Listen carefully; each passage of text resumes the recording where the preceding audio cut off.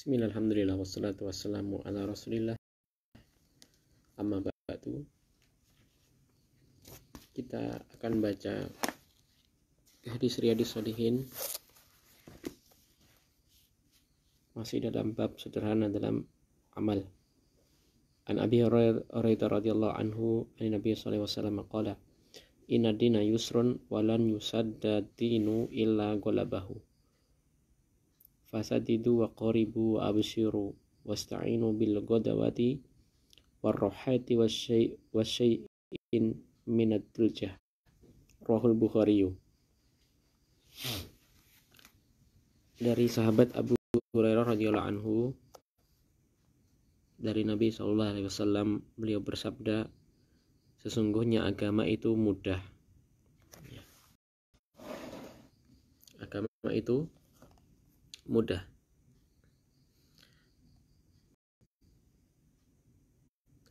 Dan tidaklah seseorang yang berlebihan ekstrim dalam beragama, kecuali keekstrimannya itu akan mengalahkan dia. Ya, dia tidak akan mampu melaksanakan agamanya.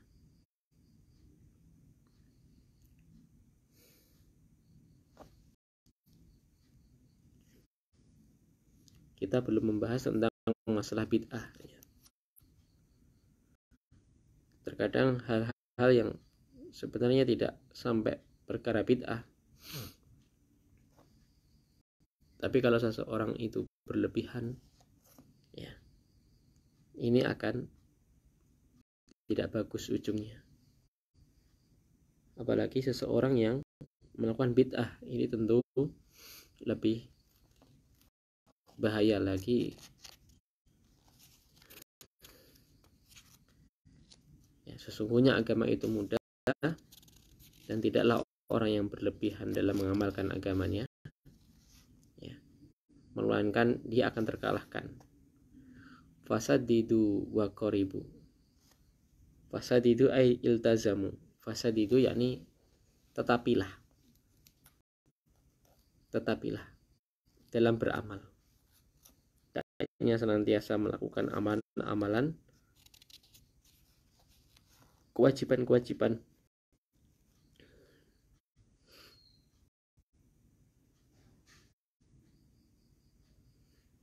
Seseorang hendaknya jangan pernah meninggalkan sesuatu yang telah Allah wajibkan atasnya, semisal mentauhidkan Allah, ya, semisal sholat 5 waktu, ya, hendaknya dia memperhatikannya.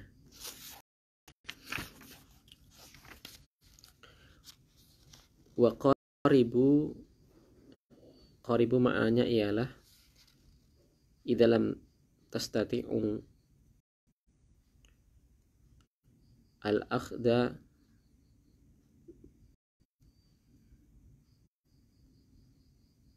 idalam tastati'u al-akhdu bil a'mali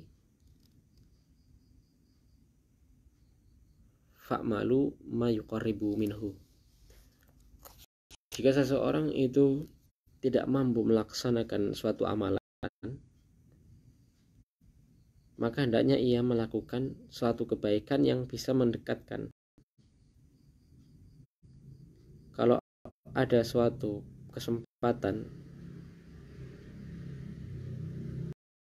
meskipun itu kecil, maka ambil.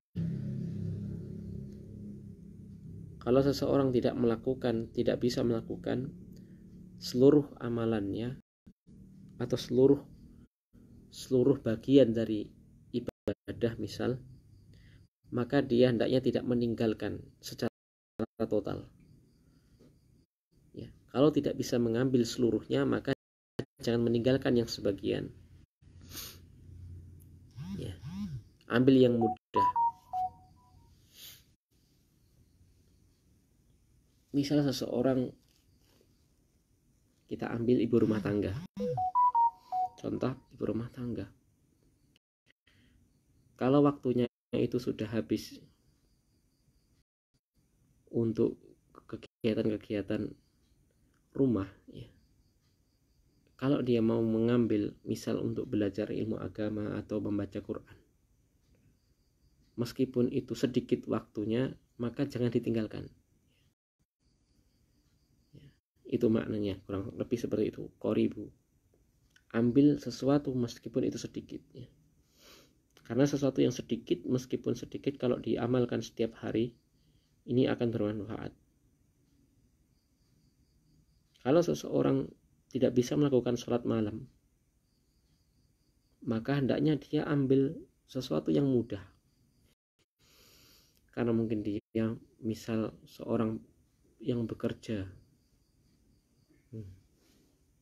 siang hari dan sudah capek, kalau tidak bisa menghidupkan malamnya atau di akhir malam, maka hendaknya dia melaksanakan sholat witir di awal waktu, misal setelah isya. Boleh. Sesuatu yang tidak bisa diambil seluruhnya, janganlah ditinggalkan seluruhnya. Wa abshiru, dan bergembiralah.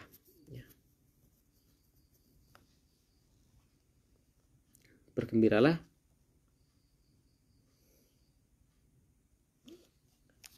dari ad-dinu yusrun, ya, agama yang mudah ini.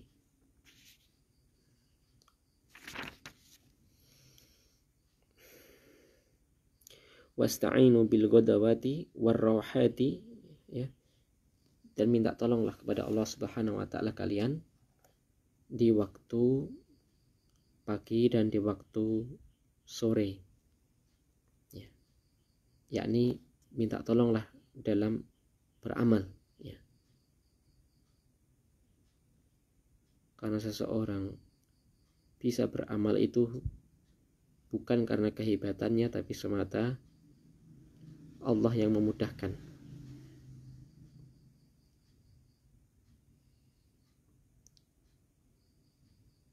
Wasai'in minatul jah, ya, minta tolonglah di waktu pagi, sore, dan akhir dari malam, sebagian dari akhir malam, yakni minta tolong untuk dimudahkan beribadah. Hadis riwayat Bukhari, ya. Dalam suatu riwayat yang lain, ya, yakni dalam juga Imam Ahmad, Nabi bersabda, saddidu wa qaribu waqdu waruhu wasai'un minatul jah. Tetapilah, ya, tadi seperti saat tadi, saddidu, tetapilah amalan-amalan, wa qaribu, lakukan apa yang mudah, ya, meskipun sedikit, waqdu, ya, yakni beramallah di waktu pagi, beramallah di waktu sore, wasyai'un minatul jah, dan sebagian dari akhir malam. Di sini ada beberapa waktu. Mana yang kita mudah, maka syaddidu wa qaribu. Tetapilah amalan-amalan tadi, ambil yang mudah bagi kamu, ya. Al-qasda tablugu, ya, sederhanalah, insya Allah tablugu, kamu akan sampai kepada tujuan, ya. Kesesuaian dengan bab dari hadis ini ialah lafadz al-qasda tadi, ya. Al-qasda, ya, pertengahan lah, tawasud.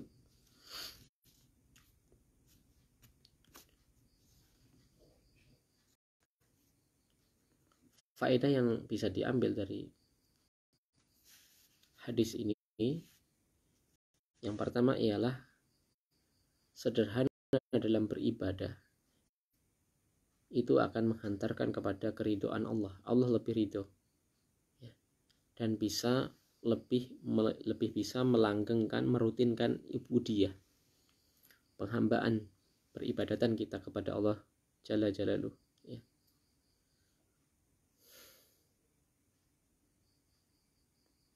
Ya, pernah Nabi itu berpesan kepada Ibnu Umar radhiyallahu anhu, ya, jangan kamu seperti seperti laki-laki itu ya.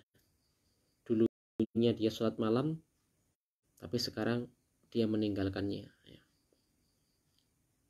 Jadi terkadang amalan seseorang itu menggebu-gebu, tapi di waktu-waktu tertentu hilang amalan tadi karena terlalu menggebu-gebu di depan ya.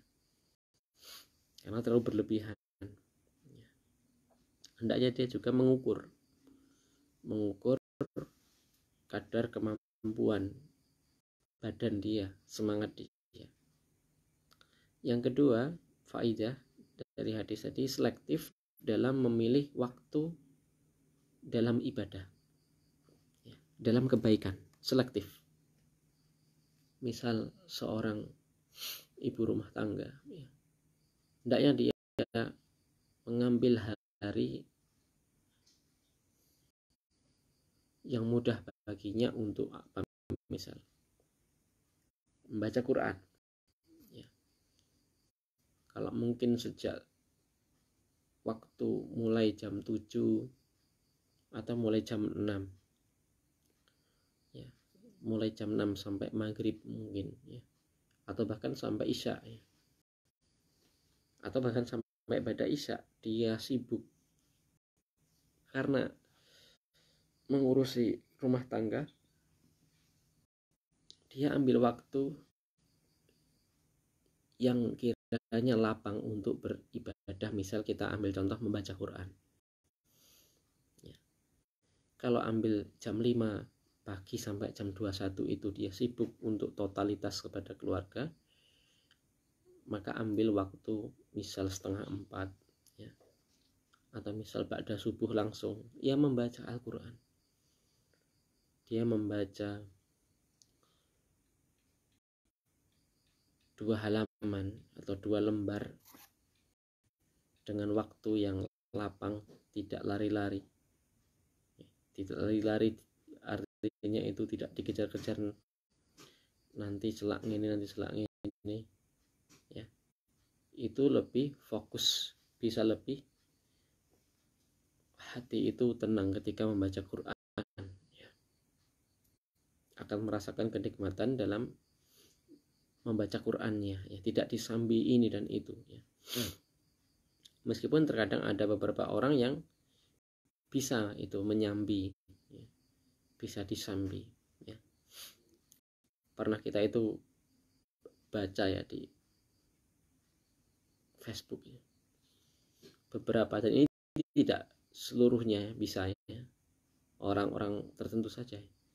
Ada beberapa yang ya ummahat itu mereka bisa sambil mengambil gelar LC ya, meskipun ibu rumah tangga ya, karena juhudnya dalam meluangkan waktu. Dan saya sekali lagi ini tidak bisa ya, tidak semua orang harus begini ya, artinya ini orang-orang tertentu saja. Maka kita ya mulai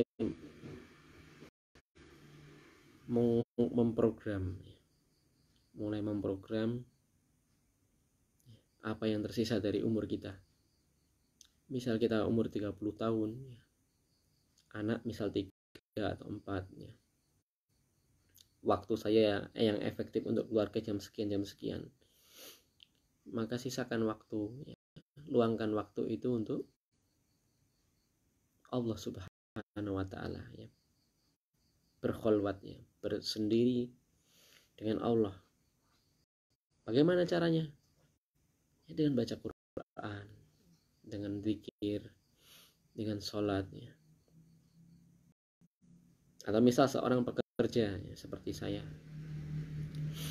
hendaknya dia ambil, misal dia libur ya, misal dia seorang penuntut ilmu tapi juga bekerja di pabrik ya, liburnya cuma hari Sabtu misal ya, maka dia ambil jadwal ya, setiap Sabtu saya harus membaca 5 lembar dari tafsir, misal ambil tafsir Ibnu Katsir atau tafsir As-Sa'di. Itu dilakukan setiap hari Sabtu karena hari Sabtu libur. Itu harus terprogram ya. Ini faedah dari hadis tadi ya. Dari kalimat wasta'inu bil ghadwati warrohati wasyai'un minatul jah tadi.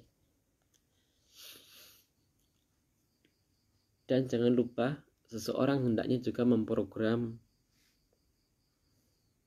waktu istirahatnya.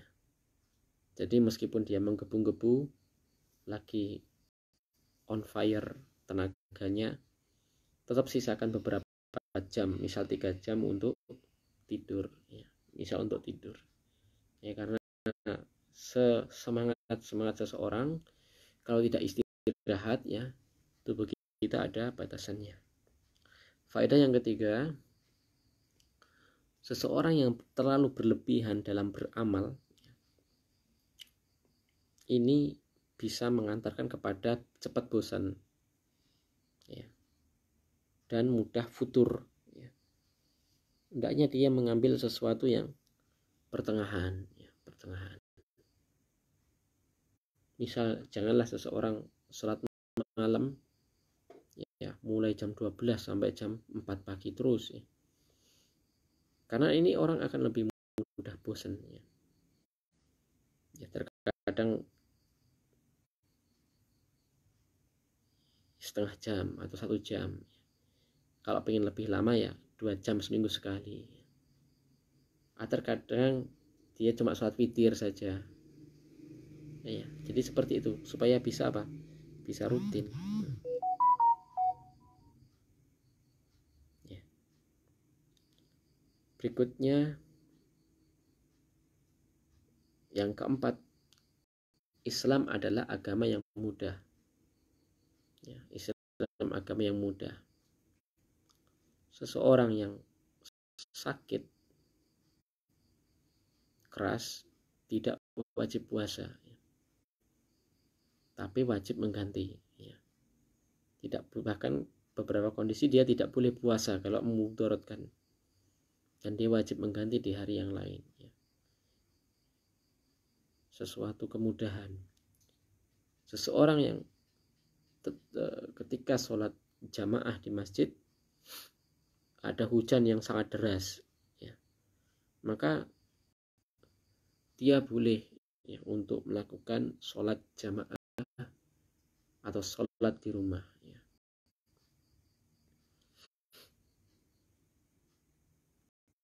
Yang kelima,